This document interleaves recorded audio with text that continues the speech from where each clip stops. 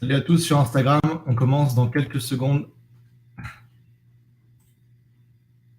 Ok, sur Facebook on est live. Ok. Est-ce que tu vois le lien, l'invitation Instagram, Bénédicte? Non, pas encore. Pas encore? Non. Ok. Je vais juste te renvoyer l'invitation alors. Je pense qu'il faut que tu regardes mon live en fait pour pouvoir que je puisse t'inviter. Ok. Alors, tous ceux qui nous regardent sur Facebook et sur Instagram, on démarre vraiment dans quelques secondes. Là, c'est les aléas du direct.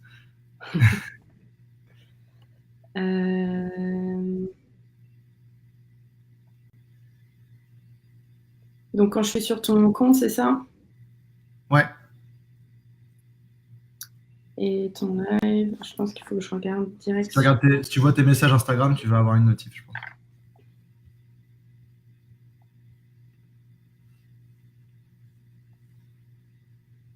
Non, j'ai pas de notif, mais c'est pas grave, on peut commencer. On peut commencer. Ça part de ton côté, donc c'est OK. Ok, Ah, ouais, c'est juste que sur Instagram, les gens n'entendront pas. ah, d'accord. Alors, attends. Ouais, non, c'est bon, c'est parti. Ok, C'est bon. ok, super. Alors, je t'invite sur Instagram.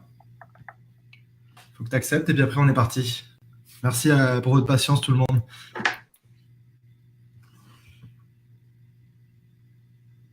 Ok, super. Est-ce que tu peux dire deux, trois mots, Bénédicte, pour que je vois si ça fonctionne? Ouais, est-ce que ça marche?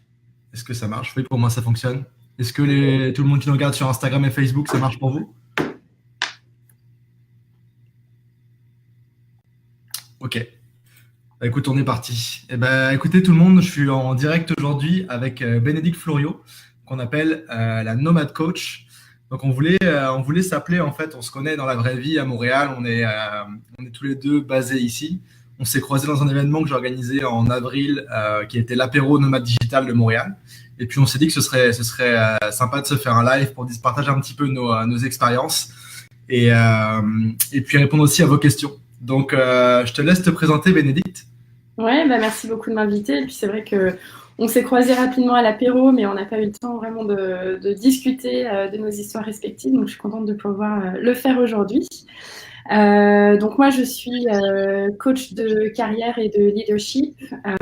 J'ai monté ma boîte en 2016 sur la côte ouest au Canada, à Vancouver, et c'est vraiment à ce moment-là que j'ai eu la possibilité finalement de pouvoir développer mon style de vie autour du nomadisme, Mhm. sachant que le voyage a toujours été beaucoup ancré dans mon ADN. Je suis originaire de France, mais j'ai quitté la France il y a peut-être 19 ans maintenant, avec des retours ponctuels, soit pour des études, soit pour des missions. Mais en général, voilà, j'avais tendance à rester 3 ans dans un pays, alors que maintenant c'est plutôt 3 mois, 6 mois dans un lieu de vie, et le mouvement est plus rapide, mais ça me va bien. D'accord, ok, super. Juste pour te dire, j'ai arrêté le live sur Instagram parce que ça a coupé. Ok. Mais donc, bah, écoute, parfait, parfait, Bénédicte. Est-ce que tu peux nous aider un petit peu plus? Tu disais que le voyage, ça a toujours été dans ton ADN. D'où est-ce que ça vient et comment est-ce que tu as commencé à voyager en fait? Alors, d'où est-ce que ça vient? C'est une bonne question. J'ai pas mal voyagé quand j'étais enfant avec mes parents, donc je pense qu'il y a quand même quelque chose qui vient de là. J'ai eu la chance de visiter beaucoup de pays européens. Mhm. Et puis, quand j'ai eu 18 ans, j'ai eu la chance de pouvoir partir aux États-Unis, y travailler et y vivre pendant plusieurs mois. Et c'est à la fin de cette expérience que, voilà, du haut de mes 18 ans, je me suis dit, Bénédicte, tu vivras jamais en France.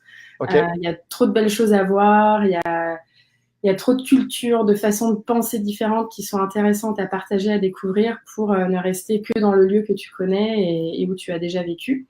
Et à partir de ce moment-là, j'ai fait que voilà, voyager. Donc, je pense que c'est vraiment, enfin, ce qui me stimule, c'est vraiment le partage avec les gens, la découverte des cultures différentes. Et puis, Étonnamment, quand je suis arrivée au Canada, comme ça faisait quand même quelques années que je voyageais, je m'étais dit, bon, il est peut-être temps de se poser un peu, de ralentir le rythme. Et puis, en fait, au bout de 6 mois à Vancouver, je me suis dit, ben, c'est quoi la prochaine destination? Donc, comme quoi, c'est vraiment ancré. Et puis c'est OK. Et puis, en fait, au lieu de m'installer, j'ai accéléré le rythme. Et maintenant, bah, j'essaye de me partager entre 3 pays tous les ans pour apporter voilà, une mixité dans mon style de vie, dans mes rencontres. C'est très inspirant aussi d'un point de vue business. Et puis, c'est ce mouvement constant, en fait, de pouvoir aussi toujours se remettre en question et de regarder la vie sous différents angles, en fait, qui me stimule beaucoup. Ouais, bah, je comprends. Moi, c'est aussi pour les mêmes raisons. Euh, et donc, je voulais en savoir un petit peu plus sur le début de ton parcours. En fait, tu as parlé de ton enfance en Europe avec des voyages. Donc, est-ce que tu as étudié en France ou est-ce que tu es parti pour les études? Non, j'ai étudié en France. Mais quand j'ai fait mes études supérieures, j'étais dans des universités internationales, donc avec voilà, une mixité de cultures, de pays, de personnes venant de tout pays. Et puis, voilà, toute jeune, on nous a demandé déjà de faire des stages à l'étranger, donc c'est comme ça que je suis partie aussi aux États-Unis. Ok. Voilà, et puis après, ça a juste suivi son cours. Et après, mon deuxième cycle d'études supérieures, c'était pareil, c'était aussi dans une école internationale où on était 60% de la population à venir voilà, hors de France. Donc, je pense que ça m'a beaucoup influencé en effet vis-à-vis de mes voyages. Ok. Et donc, qu'est-ce que tu as étudié pour en savoir un petit peu plus? Oui, bah, en fait, avant d'être coach, j'étais dans l'hôtellerie de luxe. Donc, c'est sûr que c'est un métier aussi qui Ok. qui m'a donné cette possibilité de voyager parce que ce sont des compétences voilà, qu'on peut amener avec nous dans n'importe quel pays, parce qu'à partir du moment où on intègre un grand groupe hôtelier, on peut être transféré d'un établissement à un autre. Donc, c'est sûr que ça facilite beaucoup les mouvements, la mobilité professionnelle. Et le savoir-faire français est aussi beaucoup recherché à l'étranger. Donc, c'est vrai que ça a beaucoup facilité aussi mon rapport au voyage. Bah oui, j'imagine. Puis tu as dû aussi découvrir des astuces pour payer moins cher les hôtels ou mieux en profiter, etc. Ouais, en général, mes amis viennent vers moi pour des conseils de où est-ce qu'on reste, comment, c'est quoi les meilleures adresses. Ouais. Ok, bon, intéressant. Bah, on en parlera un petit peu plus tard. Et donc, entre ce moment-là et le moment où tu viens à Vancouver et puis ensuite à Montréal, tu as été en voyage perpétuel, c'est ça? Bah écoute, entre mes 18 ans et j'avais quel âge quand je suis arrivée à Vancouver, je ne sais plus, mais 33 ans, 34 ans. Ok, Euh, Ça a été voilà des moments de vie dans des pays différents. Donc le Canada, c'est vraiment le 7e pays où je vis vraiment à long terme, je dirais. Et à partir du moment où j'ai monté ma boîte, j'ai en fait voilà vécu aussi bien à Vancouver qu'au Moyen-Orient, qu'en France, en Thaïlande. Et puis à la base, j'avais monté aussi mon business en ligne pour avoir plus de flexibilité pour des raisons personnelles. ouais. Et me donner voilà cette possibilité vraiment de voyager à droite à gauche sans me soucier justement à savoir est-ce que ça va déranger mes clients, est-ce que ça va stopper mes activités. Donc c'était voilà primordial pour moi de pouvoir monter ça en ligne, mais ça a été un facteur personnel qui a déclenché ça avant tout. Ok, très cool. Bah, c'est souvent ça quand on parle à des nomades. Là, je commence à avoir fait pas mal d'interviews et rencontrer beaucoup de monde. C'est toujours un moment où on se dit, ok, je veux ce style de vie. Comment est-ce que je vais pouvoir y arriver? Comment je vais m'organiser pour que ça puisse se passer? Puis chacun trouve un petit peu sa voie là-dedans. Certains dans l'e-commerce, d'autres dans le coaching, d'autres dans l'entrepreneuriat. Mais donc c'est intéressant. Et puis donc là, mettons au Canada, tu es là depuis quelques temps. T'es sous quel visa par exemple? Alors au Canada, parce qu'à la base, je voulais vraiment m'installer ici, donc j'ai une résidence permanente. Ok. J'ai été résidente permanente de Vancouver pendant 3 ans, avec Mhm. voilà des voyages on and off. Et puis je suis arrivée à Montréal en mars dernier. J'y ai passé 6 mois et ensuite j'ai été en voyage et je viens juste de rentrer il y a 2 mois à Montréal. Et puis ce Ouais. que j'aime aussi, c'est que chaque expérience est différente parce que j'ai pas d'appartement ici, j'ai pas de bien matériel. Donc l'année dernière, j'avais loué un Airbnb meublé et puis c'était super cool comme première expérience. Je m'y sentais bien et c'était une manière de découvrir Montréal. Et puis cette année, je voulais quelque chose de différent. Je voulais être dans un autre quartier. Je voulais revivre Montréal, mais différemment, apprendre à le redécouvrir de manière différente. Et là, j'habite dans un co-living, donc qui est le premier co-living du Canada, qui me permet justement de vivre et de travailler avec des entrepreneurs, des digital nomades, et de vraiment être dans ce partage aussi de pratiques de business, mais aussi de façon de vivre, d'outils, de ressources. C'est hyper enrichissant. Et donc, je suis là pour 2 mois et demi. Et puis après, je pars en fait faire ma nomade, mais au Québec, parce que c'est une province que je connais pas très bien encore et que j'ai envie de découvrir. Donc, je me fais un méga road trip pour les 5 prochains mois. Et puis en octobre, je serai de nouveau en Europe. D'accord. Et donc, tu es dans le co-living de Maria, c'est ça? Ouais, c'est ça, ouais. Qu'il faut que je rencontre. On s'est jamais vu encore, mais on a parlé pas mal par Facebook, puis par autres projets interposés. Je passerai vous voir un de ces jours-là. Elle est en voyage là, mais elle va revenir. D'accord. Comme une bonne nomade, elle est en voyage. Super. Et donc, est-ce que tu peux nous parler un petit peu de ce mode mode de vie, mode de logement et plus qu'est le co-living? Ouais, moi j'ai découvert ça en Thaïlande. Parce que je restais pas très longtemps en Thaïlande, je suis restée 1 mois et quelques, et c'est vrai que c'est pas toujours évident de trouver un appartement à long terme. T'as pas forcément envie de rester à l'hôtel. Enfin, tu vois, c'est sympa d'être sur la route et de bouger tout le temps, mais moi je sais que j'ai aussi besoin d'être ancrée, j'ai besoin d'avoir une qualité de vie, de bien manger, d'être dans un endroit où je me sente bien, je me sente chez moi en fait, tu vois, et pas entre 2 valises et entre 2 chambres d'hôtel. Et donc j'ai découvert ça en Thaïlande et j'ai adoré parce que je voyageais toute seule, ça m'a permis de rencontrer plein de personnes, ça m'a permis d'être toute seule tranquille dans mon coin ou d'aller au coworking et puis d'échanger avec plein de gens. Et puis c'est vraiment des lieux de vie en fait où on se rencontre, il y a des événements, il y a des présentations et tout tourne autour des sujets qui me passionnent et qui nous passionnent, donc l'entrepreneuriat, le voyage.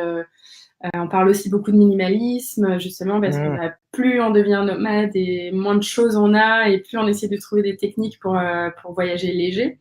Ouais. Et c'est aussi ce que le co-living nous permet de faire, c'est que c'est un concept qui permet d'être opérationnel professionnellement à partir du moment où on met le pied là-dedans, et en même temps d'être dans un cadre qui est hyper confortable, hyper agréable et où on se sent bien. Ouais, puis c'est aussi d'avoir à s'occuper de pas grand-chose finalement à part ce qu'on fait. De rien. Ouais, c'est ça. Et c'est bien parce que tu gardes vraiment le focus sur tes activités professionnelles et tout le reste est pris en charge par le co-living. Donc, c'est vraiment confortable, vraiment agréable.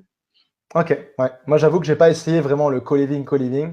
Ce qui s'en rapproche le plus, je pense, c'était quand j'étais au Mexique, là, fin deuxième moitié d'avril.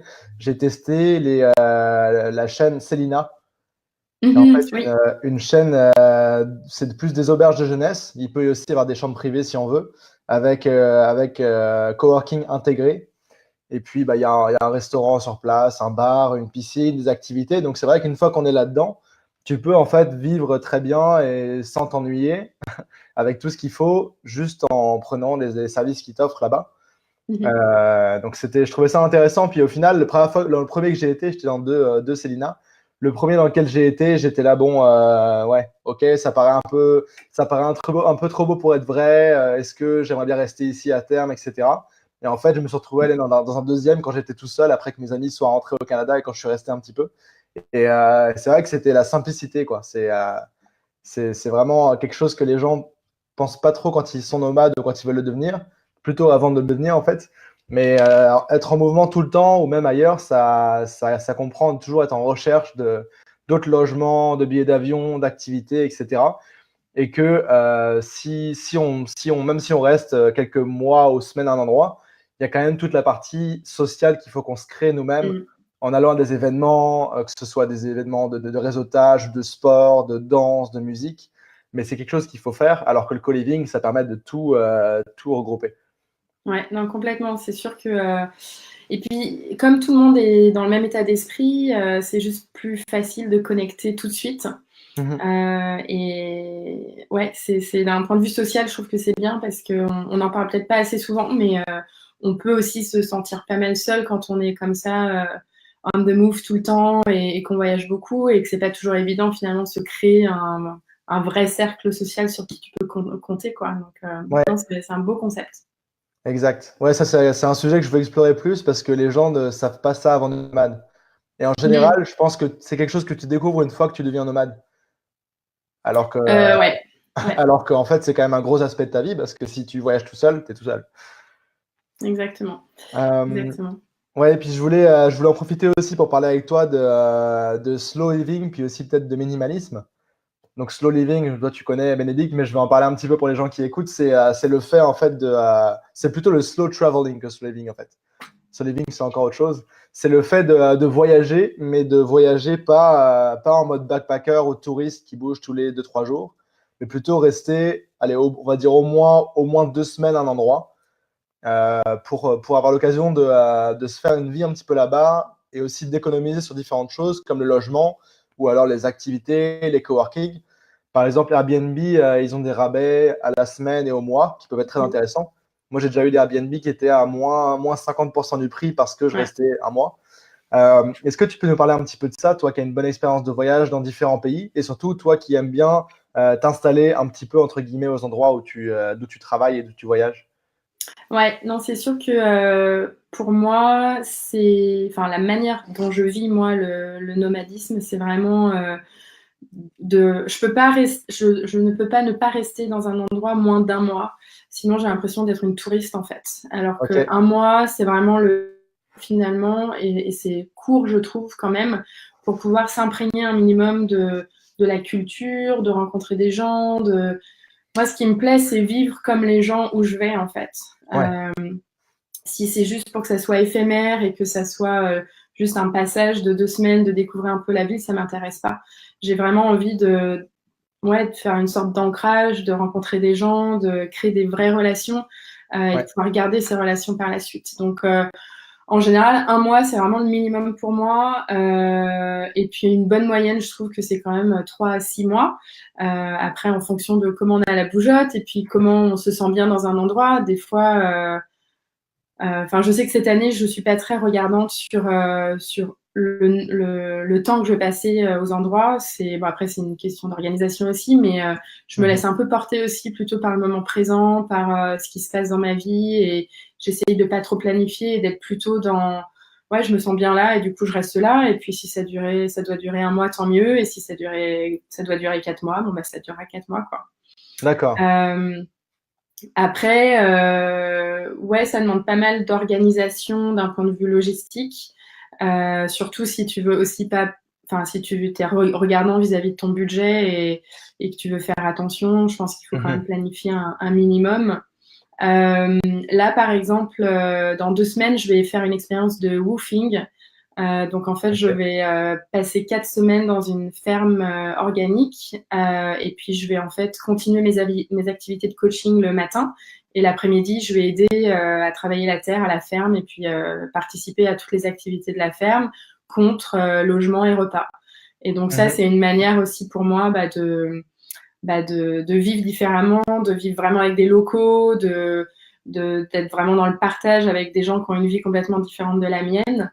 Et puis aussi, ça me permet voilà, de diminuer un peu mon budget, alors que quand je serai en Europe, je sais que mon budget logement, il va être beaucoup plus élevé. Donc, j'ai tendance à regarder aussi les choses sur une année globale plutôt qu'un loyer par mois, je dirais.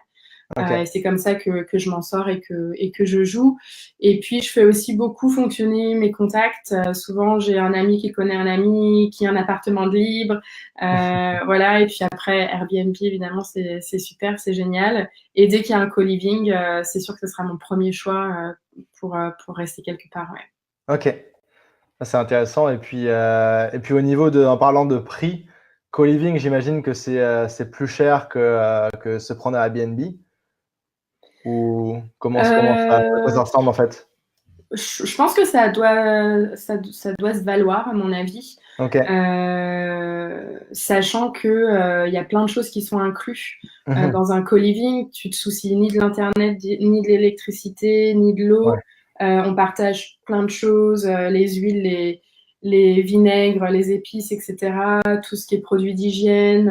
On a une femme de ménage qui vient régulièrement. Enfin, il y a plein de petites choses ajoutées, tu vois, que, en fait, si tu mets tout ça bout à bout, finalement, bah, voilà, c'est pas forcément plus Ouais. cher, tu vois. C'est que tu t'y retrouves vraiment où on a les machines à laver, la lessive est fournie, on est à se soucier de rien et après, voilà, tu fais tes courses et puis c'est tout, quoi, en fait. C'est vraiment ça. Ok. Ouais, c'est marrant. Moi, en fait, en parlant avec toi et puis en y repensant, je vois trois modes comme ça de degrés, en fait. Le premier, ce serait, tu arrives quelque part, tu te prends Airbnb ou un hôtel, mettons. Deuxième, moi, c'est quelque chose que j'ai fait aussi plusieurs fois. C'est peut-être aussi un peu le modèle de Selina, mais moi, j'avais fait ça à Bangkok. Je sais plus comment ça s'appelait exactement l'endroit, mais en fait, c'était une auberge. On pouvait prendre soit des nuits en dortoir, soit en chambre privée. Il y avait aussi un coworking dans le même building. Et puis, troisième truc, il y avait un café, restaurant, bar. Mhm. Donc, ce que j'allais dire, c'était la flexibilité, c'est que tu pouvais à la fois participer au truc et manger là-bas, etc. Ou alors, bah, aller, souvent c'était au 7-Eleven, acheter de quoi faire à manger ou autre, quoi. Et c'est ça, j'ai déjà vu Après, il y a encore peut-être un niveau au-dessus, c'est les gens qui partent carrément ensemble avec tout de booker, des croisières ou des voyages complets. Moi, j'aurais peur de me sentir un peu enfermé là-dedans et justement de plus trop profiter du côté liberté que être nomade, ça nous apporte. Ouais, non, je suis assez d'accord. Ben, moi, je sais que j'aime bien avoir un plan global pour savoir quand Ouais, même où je vais plus ou moins, mais ce qui se passe au milieu peut être très flexible. Et puis ce qui est bien avec notre style de vie, c'est qu'on rencontre tout le temps des gens, et puis des fois, c'est une rencontre qui va bousculer tes plans, ouais, et moi, j'ai aussi envie de me laisser cette flexibilité-là, quoi. Donc, ok. Super, super intéressant. Et je pense que chacun y trouve son compte. Puis c'est pas parce qu'on aime bien le co-living qu'on va tout le temps être en co-living. C'est justement ah, faire ce qu'on mais a envie quand on a envie, quoi. ouais, complètement. Et je pense que, enfin, il y a vraiment mille et une façons d'être digital nomade. Et en fait, ce qui est important, c'est de trouver sa façon à soi et ce qui te convient à toi, quoi. Ouais, exact. Et justement, en parlant de ça, toi, est-ce que tu peux nous en dire un petit peu plus sur ce que tu fais? Donc, tu parlais de coaching, à la fois de carrière, mais aussi pour nomades. Alors, je coach pas forcément pour des nomades, mais c'est vrai que j'ai beaucoup de personnes qui sont attirées par mon mode de vie et Mhm. qui vont venir vers moi pour ces raisons-là. Mais j'ai deux avenues principales dans mon business. Donc, j'ai une avenue vraiment où c'est plutôt des particuliers qui viennent vers moi et je les accompagne dans leur reconversion professionnelle. Donc, très Ok. souvent, c'est des gens qui vont me dire ben j'aime plus mon métier, j'aime plus mon entreprise, j'aime plus le secteur professionnel dans lequel je travaille, mais je ne sais pas quoi faire et comment le faire. Et donc moi je les aide Mhm. à formuler leur projet professionnel et à trouver un nouveau rôle, un nouveau métier et un nouvel emploi. Et Ok. souvent parce que c'est des moments de transition, c'est vrai que ça chamboule aussi, que les gens se posent beaucoup de questions et qu'ils ont tendance justement à remettre aussi en question leur mode de vie. Et c'est là où éventuellement le nomadisme ou l'entrepreneuriat va venir sur la table. Et puis ensuite, j'ai une deuxième avenue professionnelle où là, je travaille plutôt avec des entreprises Mhm. qui ont une philosophie RH pour accompagner leurs employés à se développer professionnellement. Et Ok. là, je vais intervenir plutôt sur des questions de leadership, notamment dans l'accompagnement de managers pour faire en sorte qu'ils soient de meilleurs managers, de meilleurs leaders. Ok. Super intéressant. Mais justement, je connais un petit peu ce monde-là parce que mon père, il est aussi coach. Lui, Ok. c'est plutôt, donc il a suivi une école en Europe, etc. Je pense que ça fait partie de l'ordre européen des coachs. Et lui, c'est plutôt au niveau exécutif ou des gens qui veulent progresser plus vite dans leur carrière. Donc, bah, il me coach aussi dans ce modèle-là. Sauf certains aspects qu'on peut pas faire vu que c'est mon père. Mais donc, je connais un petit peu ce monde-là. Et moi aussi, je coach des gens en fait qui veulent devenir nomades digitaux ou qui le sont déjà pour les aider à booster leur business, leur marketing, etc. Donc c'est des sujets que je connais un petit peu, même si c'est assez récent pour moi. Et donc, toi, comment ça se passe en fait d'être coach, mais en étant nomade à distance? Est-ce qu'il y a des gens qui te demandent des rencontres physiques ou Oui, ça comment tu m'arrive. gères ça? Je leur dis que je suis pas la bonne coach pour eux. C'est aussi simple que ça. Je suis très affirmée vis-à-vis de mon business model et de ce que je veux et de ce que je ne veux pas. Et des fois, il faut savoir dire non à un client parce que ça rentre pas justement dans mon approche et ma façon de faire. Donc, je suis en général très transparente dès le début pour bien leur expliquer et m'assurer qu'ils sont OK parce que même mes clients à Montréal, en fait, je les rencontre pas en face à face, on le fait quand même en ligne. Donc, c'est une forme d'éduquer aussi mes clients à mon approche et puis à mon style de vie. Et puis, ça m'est arrivé qu'il y ait des gens qui disent « Ah bah non, moi, je veux absolument être accompagnée en présentiel, donc ça va pas fonctionner, merci, au revoir. » Et puis, d'autres personnes qui m'ont dit « Ok, c'était pas ma préférence, mais je veux bien essayer. » Et puis, finalement, ça s'est très bien passé. Mais voilà, après, je laisse la liberté à chacun, voilà, de définir ce qui est mieux pour eux. Après, j'ai pas énormément de clients au Canada. Je vais avoir plus de clients à l'étranger, en fait. J'ai beaucoup de clients aux États-Unis, beaucoup de clients en Europe et en Asie. Donc, voilà, c'est rare quand même quand j'ai des demandes en présentiel. Ok. Et donc, donc tes coachings, c'est des appels vidéo. Est-ce que tu as des recommandations de logiciels que tu utilises tout le temps pour faire ces appels? Moi, j'utilise Zoom parce que je trouve que c'est de bonne qualité, surtout quand tu es dans des pays où la connexion est pas super stable par rapport à Skype ou à des trucs comme ça. Je trouve que Zoom reste encore assez bien stable, que c'est facile à utiliser, à partager ton écran. Ça m'est arrivé aussi de faire du coaching de groupe et du coup d'avoir plusieurs personnes sur cette plateforme. Donc, voilà, après, pour le moment, ça me va bien, c'est facile à utiliser, c'est gratuit, enfin, voilà, c'est cool. Et puis, après, ce qui est le plus important pour moi, c'est d'être dans un espace calme, où il n'y a pas de bruit, pour justement donner la possibilité à mon client de s'exprimer, de ne pas être dérangé par des bruits de fond. Donc ça peut être parfois un peu challenging dans certains coworking spaces ou dans certains pays. Mais bon, on s'accommode comme on peut aussi. Bah oui, c'est sûr. Ça fait partie des challenges. Même dans les coworking, il n'y a pas toujours des salles d'appel. Et puis aussi, pour avoir des disponibilités, c'est pas toujours gagné.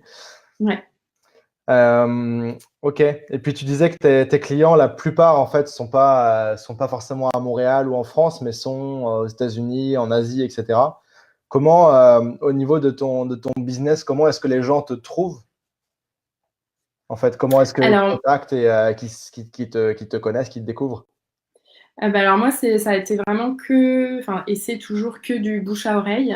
Donc c'est vrai que comme j'ai déjà, avant de monter mon business, beaucoup voyagé, j'ai mes réseaux un petit peu partout et je me rends compte et puis j'aime fondamentalement les gens, donc du coup j'ai cette facilité aussi à garder le contact avec pas mal de personnes et puis c'est un peu comme ça que ça s'est fait.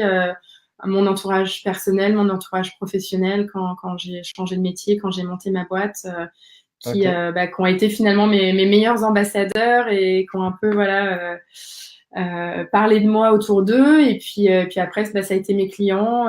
Ça se passait bien, donc ils m'ont recommandé à d'autres personnes de leur entourage. Et voilà, ou ça peut être aussi des pairs professionnels, des pairs de coaching qui m'ont aussi recommandé à certaines entreprises ou voilà, donc que du bouche à oreille en fait. D'accord, c'est super. Comme ça, tu peux être focus sur tes coachings et puis ton style de vie aussi qui prend un petit peu de temps quand même à gérer. C'est vrai que j'ai de la chance de pas avoir à faire de business dev en fait, et tant mieux parce que j'aime pas ça, donc ça tombe très bien. Et puis après, je suis visible sur les réseaux sociaux. J'aime bien partager des choses avec mes clients ou avec les personnes qui me suivent. Donc je suis plus axée sur la qualité du contenu que je partage que sur autre chose. J'aime bien écrire des articles. J'écris pour plusieurs magazines de ressources humaines au Canada, en France. Voilà, donc c'est plus ça, je dirais, qui me donne aussi de la visibilité, mais j'ai pas une stratégie de business développement vraiment active, quoi. D'accord. Et quand quelqu'un veut travailler avec toi, mettons, s'il y en a qui nous écoutent qui voudraient travailler avec toi, comment ça se passe? C'est quoi le début et puis la suite? Ouais. Ben, il faut juste m'envoyer un petit message et puis on prend rendez-vous et on se parle voilà, sur Zoom une première fois pour que je comprenne bien qui ils sont, leurs problématiques, leurs besoins. Mhm. Et comme ça, moi, je peux expliquer aussi mon approche, ma méthodologie et puis on peut s'assurer que je peux répondre à leurs problématiques, mais aussi qu'on peut être le bon fit parce que c'est important d'être à l'aise avec son coach. Et Oui, puis, à partir de ce moment-là, j'envoie mon contrat, je leur laisse le temps de bien lire tout ce que ça implique. Et à partir de ce moment-là, on commence à travailler avec une première séance où on va vraiment établir nos objectifs et tout le plan d'action pour les séances à venir. ok. Puis la durée, j'imagine que ça dépend aussi du coaché, de ce qu'il a besoin Oui, d'accomplir ou de clarifier. ouais. Je dirais qu'en moyenne, 3 mois, c'est bien. Mhm. Ça leur donne déjà beaucoup d'éléments. Euh, Après, voilà, chaque personne est différente. C'est un travail qui requiert aussi de faire de l'espace dans sa vie. Oui. Parce que plus on s'investit sur ce travail et plus on va avoir de résultats. Et des fois, les gens sont trop occupés, ou ils ont une vie de famille, ou ils ont des challenges au travail, ou ils ont voilà, des choses qui leur permettent pas finalement d'avoir l'espace pour vraiment se penser dans leur vie professionnelle. Mhm. Et dans ce cas-là, soit ça ralentit le processus, soit ça l'allonge. Et puis c'est ok, hein. Mais Ouais. c'est juste que du coup, ouais, on reste plus dans la moyenne des 3 mois. Mais voilà, chacun est différent, donc j'essaye de m'adapter aussi au mieux que je peux à chaque personne. Ok. Peut-être un point aussi pour rebondir là-dessus, parce que peu de gens, je pense, connaissent ça. Mais quand on est coach, on ne peut pas faire du coaching en direct avec des personnes de 9h à 18h tous les jours. Il faut aussi soit se laisser de l'espace pour penser aux problématiques de chacun de nos clients et puis voir ce qu'on peut leur apporter comme ressources, même après les appels. Ça, je ne sais pas ce que tu en penses, mais c'est quelque chose que je pense que pas grand monde sait au final. Euh, Ouais, c'est important parce que déjà, on est beaucoup centré sur l'autre. Donc, mhm, moi, personnellement, je suis un peu une éponge à émotions. Donc après chaque séance, c'est vrai que c'est important aussi de se recentrer et puis de laisser les émotions à l'autre personne et puis de pouvoir justement avoir la possibilité de se recentrer sur quelqu'un d'autre qui va avoir une énergie complètement différente, un débit de parole différent, des problématiques différentes. mhm. Et c'est important en effet de pouvoir vraiment prendre une pause pour soi et puis se reconnecter à soi avant de pouvoir passer à une autre personne. Et puis après, c'est une question, je pense aussi de connaissance de soi et de disponibilité. Moi, ça m'arrive d'avoir des journées vraiment remplies de coaching et ça va m'animer et ça va me faire du bien et au contraire, ça va m'énergiser. Et puis, il y a d'autres jours où ma disponibilité, elle est moins là. Je suis plus fatiguée ou j'ai aussi mes problèmes personnels. Et puis, du coup, faire attention, en effet, de peut-être pas avoir une journée aussi remplie. Ok, ok, intéressant. Et je voulais aussi rebondir, on approche de la fin de l'interview. Je voulais rebondir aussi sur un truc que tu as dit par rapport au voyage plus long et puis au Canada. Euh, Mhm. Toi, tu disais que tu essaies de passer dans 3 pays par année, de répartir ton temps. Comment tu gères ça au niveau impôts, assurance, etc. Est-ce que ça arrive que tu dépasses en fait les 6 mois à l'étranger, enfin hors du Canada? Non, Non, non, ok. parce que un de mes projets, c'est d'avoir ma citoyenneté canadienne. Moi aussi. Donc, je fais très attention à ça. Donc, le Canada reste ma résidence principale. C'est où je Ok. paye mes taxes, où je paye mes impôts, où ça m'a fait beaucoup de mal il y a 2 jours, mais c'est un autre sujet. Ok. Où je paye mes impôts, j'ai ma sécurité sociale ici, j'ai ma résidence permanente ici et j'en suis très contente. Et puis dès que je voyage, je vais prendre une assurance voyage en fait pour Ouais. pouvoir me couvrir. Et puis après j'ai mes banques aussi, j'ai mes banques ici au Canada, mais après j'ai des mobile banks aussi en Europe, donc j'utilise N26 et Revolut pour Mhm. diviser mes revenus, enfin mes comptes perso et pro. Et puis ça me permet aussi d'avoir plus de flexibilité vis-à-vis de paiement en fonction de où sont situés mes clients, dans quel pays, en quelle devise ils me payent. Ok. Voilà, donc c'est un peu ce que j'ai trouvé comme système qui marche bien pour moi pour le moment, mais non, mon pied à terre quand même reste le Canada, même si j'ai pas de vraie adresse, en fait, parce que je change tout le temps, mais je suis résidente principale du Canada. Ok. Et je pensais à ça en t'écoutant. Est-ce que tu as entendu parler du programme de e-residence de l'Estonie? Oui. Ouais. Parce pour, notamment si tu veux biller des clients en euros et tout ça, ça peut être pratique dans certains cas. Ouais.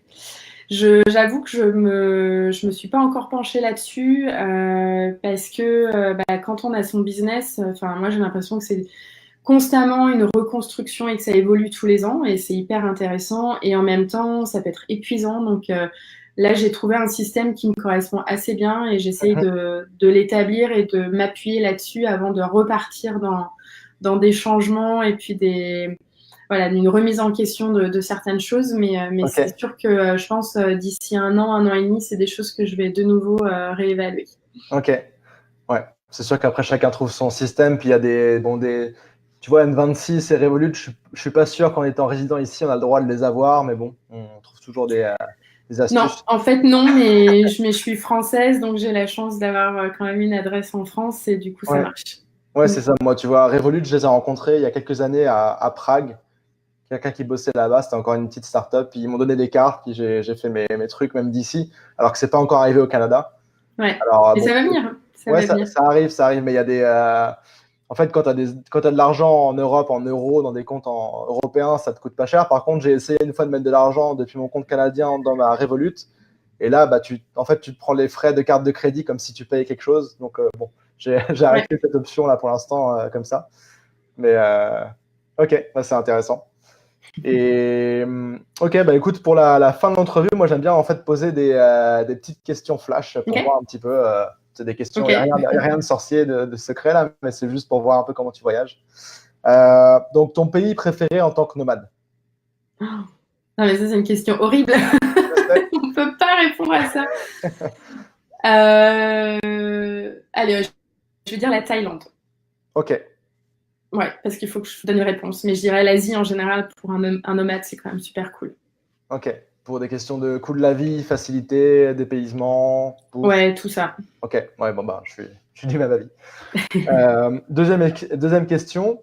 On parlait d'astuces d'hôtels, etc., parce que tu travailles là-dedans. Est-ce que tu aurais un hack, en fait, une astuce pour économiser ou réserver des hôtels?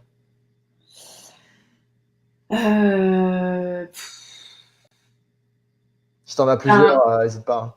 Ouais. Un hack pour réserver des hôtels. Déjà, je pense qu'il ne faut pas s'y prendre à la dernière minute. Parce que plus tu attends et plus voilà. Après, il faut regarder aussi les événements qu'il y a dans l'endroit où tu vas, parce que quand il y a des événements, ça veut dire que les hôtels vont être blindés et donc ils en profitent pour augmenter leurs tarifs. Puis après, peut-être sur comment profiter au plus de l'expérience quand tu es client dans un hôtel. Est-ce qu'il y a des services auxquels tu as droit et auxquels on ne pense pas naturellement? Ouais, je pense que des fois, tu peux, tu sais, payer un tout petit peu plus et tu vas avoir un accès conciergerie, par exemple. Donc, ça veut dire que tu as vraiment quelqu'un ou un butler qui va t'aider, tu vois, avec ton linge, avec la réservation de tes restos, de tes coworking spaces, où tu peux peut-être avoir accès au business lounge, justement, si tu as envie de travailler. Et des fois, c'est juste une question de payer un tout petit peu plus, mais tu as un vrai service personnalisé qui donne accès à plein de choses. Un peu comme, je sais pas si tu irais dans un aéroport et puis tu payes ton entrée au lounge, mais tu as 6 heures d'escale, mais en même temps, tu as la possibilité de te reposer, de prendre une douche, de manger, de boire, de travailler, et ça t'a coûté $40, et puis c'est OK, et voilà quoi. Ouais, c'est ça. Ouais, moi, je fais ça aussi. Il y a des outils pour réserver des lounges comme ça. Ouais. Bon, après, il y a les cartes de crédit aussi. Ok, une autre question, peut-être une avant-dernière. J'en ai une bonus pour toi. Okay. Est-ce que tu voyages avec un accessoire qui sort du commun, qui est un peu insolite? Non. Pas spécialement? Non, pas du tout. Je suis hyper... moins j'ai de choses et mieux c'est. Qu'est-ce qui serait insolite?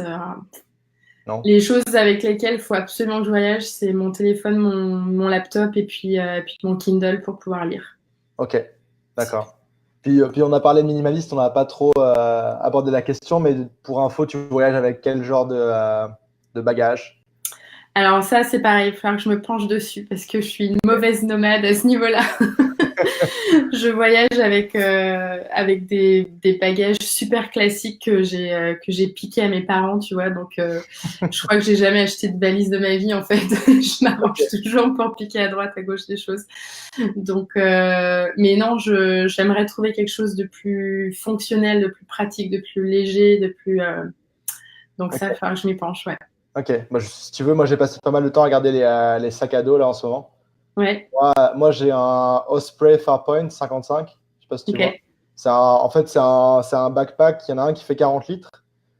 Et dessus, il est ici en fait, tu as un daypack de 15 litres que tu peux décrocher. Donc les deux sont ensemble. Et, c'est cool. Ouais. Donc tu vois, tu as les attaches ici pour le mettre sur l'autre. Mais moi, c'est mon sac de tous les jours, tellement il est bien. Et donc moi, je suis en train de passer à la vitesse supérieure là, au niveau taille. Et je suis en train de chercher un sac 30-35 litres, qui soit un sac que je puisse avoir à la fois pour les voyages et aussi tous les jours. Donc là, je vais sûrement prendre un sac qui s'appelle le Tortuga Divide, qui en fait est un sac, s'il est normal, il fait 26 litres, et si tu le dézippes, il fait 34 litres. Et super bien pensé avec une poche ordinateur et puis aussi une partie pour mettre tous tes petits documents de voyageur. Donc, il y a une poche Kindle, une poche passeport, une poche, un truc pour mettre tes clés, tes lunettes de soleil. Donc, ça va se faire bientôt là. Ouais, non, mais je pense que j'ai pas pris le temps de le faire, mais je pense que c'est super important, que ça peut vraiment juste faciliter la vie pour plein de choses. Ouais. Donc, à faire, pour sûr, ouais. Ouais, puis moi, j'adore aussi, moi qui suis comme toi, qui aime bien rester à des endroits plus longtemps, ou même moi, je suis basé à Montréal. À Montréal, tu vois, tous les accessoires que j'ai comme nomade, je les utilise dans la vie de tous les jours, en fait. Ouais. Du coup, t'enlèves vachement de stock. Tu sais, il y en a qui ont des trucs de voyage et des trucs de chez eux. Bah, moi, c'est les mêmes, tu vois. Là, mon ordi, il est sur un stand, c'est mon stand nomade, j'ai mon souris, mon clavier Bluetooth, mes écouteurs, tout est ce que j'utilise sur la route aussi, quoi. Ouais, non, moi je suis pareil, c'est pareil, j'ai une chose pour une utilité, mais j'ai rien en double. Ouais. Sinon, on s'en sort pas, quoi. Ouais. Ou alors même, niveau au-dessus, une chose pour plusieurs utilités. Ouais, c'est encore mieux. Ouais. Ça marche. Bah, écoute, petite dernière question pour toi, bonus. Plutôt, qu'est-ce que tu dirais de la différence entre l'ouest du Canada et le Québec, ou le reste du Canada et le Québec? C'est le même pays, mais on a l'impression qu'on est dans deux pays différents. C'est vraiment différent culturellement. J'ai eu un peu le choc culturel quand je suis arrivée à l'est du pays parce que j'ai quand même passé 3 ans à l'ouest et je pensais pas que ça serait si marqué en fait. Les gens sont différents, les comportements sont différents, façons de penser sont différentes. C'est pas mieux à l'ouest ou moins bien qu'à l'est, c'est juste différent comme deux pays différents en fait. Ouais, ok, c'est intéressant. Moi, j'ai passé, donc à voir les deux. Ouais. Tu vois, moi j'ai passé, en tout, j'ai passé peut-être 6 ans au total à Montréal, et Vancouver, j'ai été 2 semaines plus ou moins en vacances là, mais. Ouais. Donc, ok. Et t'as vu la différence? Ouais, j'ai vu la différence. Puis je suis content d'être ici aussi. Puis toi, t'es venu ici aussi, donc ça conforte ce point-là. Ouais. Et dernière question aussi, où est-ce que les gens peuvent te retrouver en ligne s'ils ont besoin de te contacter ou s'ils sont intéressés par tes services et conseils? Ouais, donc ils peuvent soit me suivre sur les réseaux sociaux, donc Facebook, Twitter, Instagram, LinkedIn.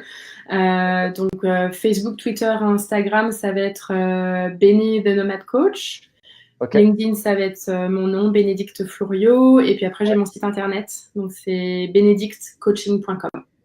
Ok, super. Voilà. Puis les gens qui nous regardent en live, ils peuvent juste cliquer sur ton nom et puis ils auront accès à toutes ces infos-là. Super. Parfait, écoute, merci beaucoup. Merci à toi. Je regardais les questions, on a eu un commentaire de Ryan GPC. Est-ce qu'il te connaît? Oui. Okay. Il disait qu'il devait partir, mais qu'on avait fait une super interview. Merci, thanks Ryan. Et puis, écoute Bénédicte, je te dis encore un grand merci pour l'interview et on se croise très vite à Montréal. Ouais, pour sûr. On va faire un événement nomade bientôt. Ça marche, à bientôt. Salut.